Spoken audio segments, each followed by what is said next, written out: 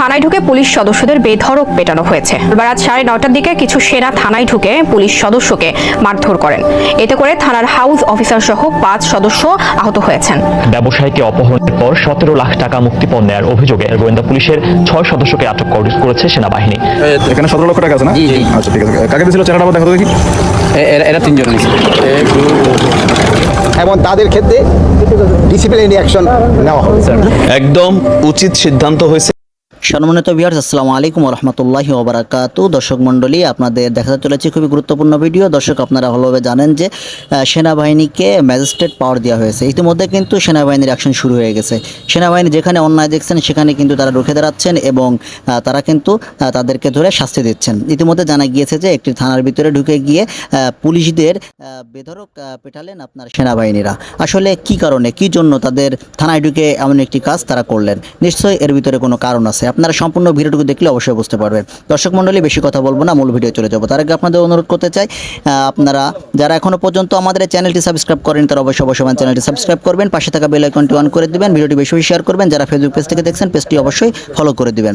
দর্শক, তাহলে চলেন সম্পূর্ণ ভিডিওটি ধৈর্য সহকারে দেখে আসি। তাদের বেধড়ক পেটানো হয়েছে। রাত 9:30টার দিকে কিছু সেনা থানায় ঢুকে পুলিশ সদস্যকে মারধর করেন। এতে করে থানার হাউস অফিসার সহ 5 সদস্য আহত হয়েছেন। এ ঘটনায় সেনাবাহিনীর 3 লেফটেন্যান্ট কর্নেল সহ 16 জনের বিরুদ্ধে মামলা করেছে পুলিশ। অভিযুক্ত সেনা সদস্যদের বিরুদ্ধে দাঙ্গা, হত্যা চেষ্টা এবং থানায় ঢুকে পুলিশ সদস্যকে অপহরণের অভিযোগ করা হয়েছে। এছাড়াও পুলিশের অভিযোগে বলা হয়েছে, অস্ত্র ও পোশাক সহ 3 কর্মকর্তার নেতৃত্বে সেনারা অনুমতি ছাড়াই থানায় প্রবেশ করেন। এই সময়ে কোনো ধরনের উস্কানি ছাড়া থানার ভেতরে থাকা পুলিশ সদস্যদের মারধর করেন। এমনকি পুলিশ সদস্যদের লাঠিও মারেন তারা। এ ঘটনার পর বিষয়টি পুলিশের ঊর্ধ্বতন কর্মকর্তাদের জানানো হলে দ্রুত সেখানে ছুটে যান কর্মকর্তারা। পুলিশ জানায়, আহত সদস্যদের উদ্ধার করে হাসপাতালে নেওয়া হয়েছে। অন্যদিকে সামাজিক যোগাযোগ মাধ্যমে এই ঘটনার একটি ভিডিও ভাইরাল হয়েছে। কক্সবাজারের টেকনাফে এক ব্যবসায়ীকে অপহরণের পর 17 লাখ টাকা মুক্তিপণ নেওয়ার অভিযোগে কক্সবাজার গোয়েন্দা পুলিশের 6 সদস্যকে আটক করেছে সেনাবাহিনী। এসব উদ্ধার করা হয় অপহৃত ব্যবসায়ীকেও।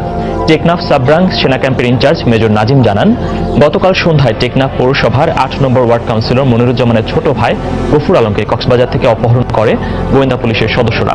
এরপর তাকে মেরিন ড্রাইভে আটকে রেখে ক্রস ফায়ারের ভয় দেখিয়ে পরিবারের কাছ থেকে টাকা আদায় করে তারা।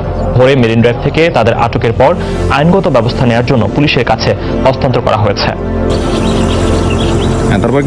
তারপরে স্যার আমার আবার এদিকে নিয়ে গেছে, আবার একটা ইনফরমেশন পাইছে বলে তাদের সাথে আবার এদিকে নিয়ে গেছে, আমাকে চোখ বন্ধা। কিন্তু ওই আরেকটা এই যে ড্রাইভার এরা আমার কিন্তু সহযোগিতা করছে।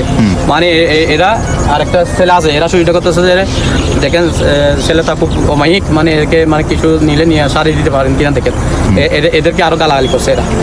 আচ্ছা, তারপরে টাকাটা কটার দিকে দিছো? এই 17 লাখ টাকা 4:10 থেকে। এখন টাকাটা আবার খুলে দেখি, টাকা আছে কিনা আসলে। আমি আমার বাইকে সকালে দেখি দাঁড়াও, দেখি টাকাটা খুলে দেখো। সব বাইকেও দেখেন আস্তে আস্তে। এখানে 17 লক্ষ টাকা আছে না? আচ্ছা ঠিক আছে। কাকে দিয়েছিল চেহারাটা আবার দেখো দেখি। এরা 3 জন নিয়েছে। হাত দিয়ে দেখেন। স্যার হাতটা খুলেন না। দেখি ভাই, হাতটা নামো তো ভাই, দেখি হাতটা নামো। আমাকে মা দূরে গালাগালি করছে, অনেক গালাগালি করছে। আমরা দেখতেছি।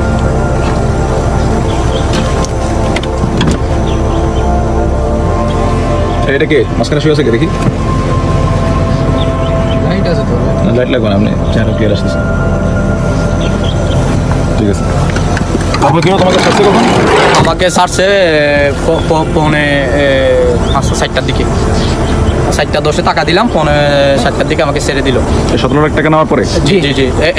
আমি বলছি যে 14 লক্ষ টাকা জোগাড় ছিল, একজন 50,000। আমি বলছি যে আরো বাকি টাকা আমি বিকাশে দিব, শালা হতে ওই টাকাই দিবি, তোরা আবার নিয়ে যাবো, তো ওই টাকা দিলে আবার ছেড়ে দিব আমাকে বলতেছে।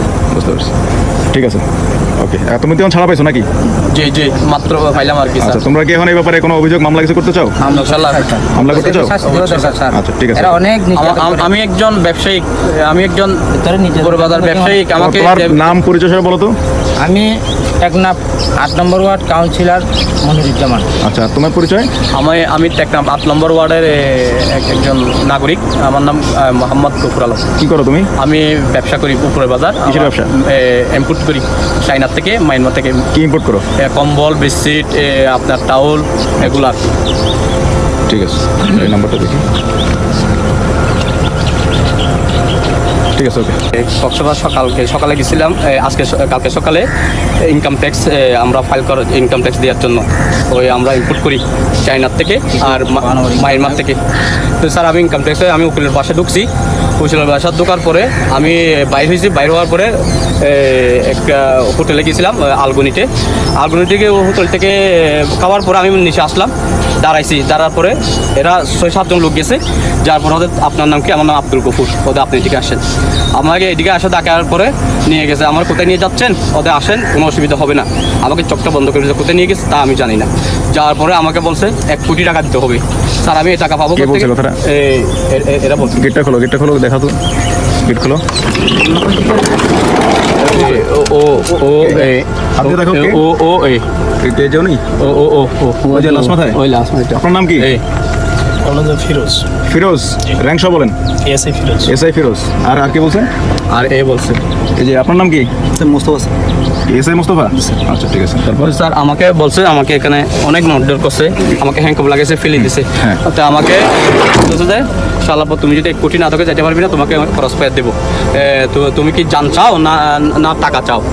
আমাকে বলতেছে যে স্যার আমি তো এখন আমাকে অনেক ধমক দিছে। আমার 1 কোটি টাকা থেকে কমতেছে না। 1 কোটি টাকা থেকে কমতেছে না। আমি বলতেছি দেখেন আমি একজন ব্যবসায়ী, মানে উপরে বাজার আমার দোকান আছে, আমি আমার ডকুমেন্ট সব আছে। দেখা হতে না শালাপা তুমি এইভাবে বেশি বিক্রি করো, আমি ইনফরমেশন পাইছি। ঠিক আছে, আপনারা ইনফরমেশন পাইছেন, ঠিক আছে, আমার এলাকায় আসেন। আমাদের টেকনাফ থানার প্রশাসন আছে, আপনারা এদের নিয়ে আমার এলাকা তদন্ত করেন। যদি আমার কোনো সম্মানিত ভিউয়ার্স, এত সময় আপনারা সম্পূর্ণ ভিডিওটুকু ধৈর্য সহকারে দেখেছেন। সম্পূর্ণ বিষয়টুকু ভালোভাবে শুনে বুঝে আপনারা সম্পূর্ণ বিষয়টুকু ভালোভাবে বুঝতে পেরেছেন। দর্শক, তাহলে আজকের মতন ভিডিও এখানে শেষ করছি। সকলে ভালো থাকবেন, সুস্থ থাকবেন। আল্লাহ হাফেজ।